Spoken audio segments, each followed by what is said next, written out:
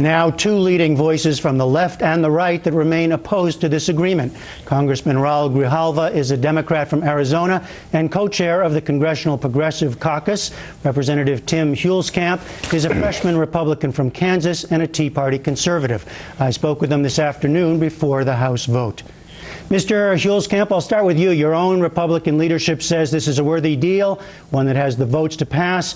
Many would say you and others in the Tea Party largely dictated the terms here with no revenue, no tax revenues, for example. So why not declare victory and vote for it? Well, I'm looking for a solution that actually works and avoids a downgrade. I'm very fearful that despite this package, if it would pass, we would have a credit downgrade, and that's something I want to avoid. And S&Ps and Moody's has been suggesting that might be possible. And you know, if things aren't quite good enough, and you know, it doesn't stick to the principles that I was elected on, I think it's time for a no, and looking for a better package that'll solve the long-term problem we have as a nation. You think that even if this is passed, we might still get a downgrade? Oh, I think that's very possible, and in fact very likely based on the latest testimony we've had from S&Ps and Moody's. It wasn't about the default. It was about our inability to put us on a trajectory to pay off currently a $14.3 trillion debt. It isn't that we don't borrow enough. It's the fact that we've been spending too much, and that's the message I've heard from the credit rating agencies. Now, Mr. Grijalva, from the other side of the aisle, you heard Jack Lew, you heard the president yesterday saying this is messy, it's far from perfect, but it's a deal worth making. What's the principal reason that you oppose it? The principal reason, I think, is very fundamentally, this is not a shared sacrifice deal. This is not a deal that this deal tries to cut its way out of the situation. There is no revenue generation, which was one of the pillars that we insisted on. This commission is setting up for a stalemate with 6 and 6, and then automatic cuts go into place, and programs that we care about and been defending, Medicare, Medicaid, Social Security, then suddenly become an across-the-board item for cuts. So, and the scenario Mr. Lew was talking about how this commission would function ignores the reality. We have a divided Congress, and 6 and 6 is not going to guarantee a bipartisan Camelot. There's still going to be differences, and so when it comes time, we are going to be faced with across-the-board vote cuts, and that is, for many of us, is going to hurt jobs, and it does not deal with the growth and the need for jobs in this country. So you don't think that you can revisit the tax revenue, other questions you say of fairness later on with this commission? No, I don't. I don't think my colleagues on the other side of the aisle are going to appoint 6 people that are willing to look at that, number one. And so there's a stalemate. Number two, the issue that'll be on the table would be entitlements, and that we're going to resist. There's a stalemate. So it just sets it up for across the board, a very easy, convenient way that takes Congress out of the very tough decisions that we need to make, and puts it in the hands of a committee, a super Congress, as I like to call it, that's going to be making all the decisions. That's not that is not a deal. It's not a compromise. It's a capitulation on the part of our leadership, and the majority of the members of the Progressive Caucus are not going to support it. Well, Mr. Huelskamp, I mean, what do you think of this second round, this committee? You probably disagree on everything with Mr. Grijalva, but perhaps some of this you might agree on. Do you think that it's a recipe for a kind of deadlock that he says?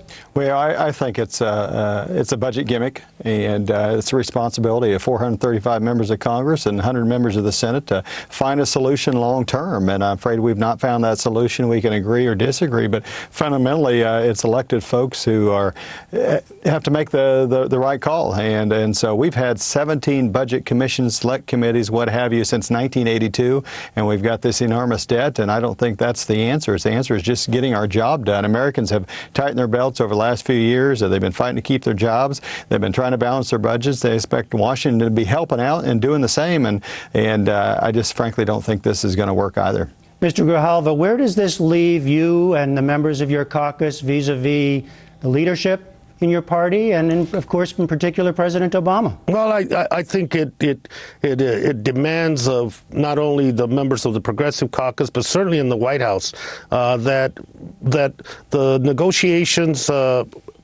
side of this whole equation is not working out for us.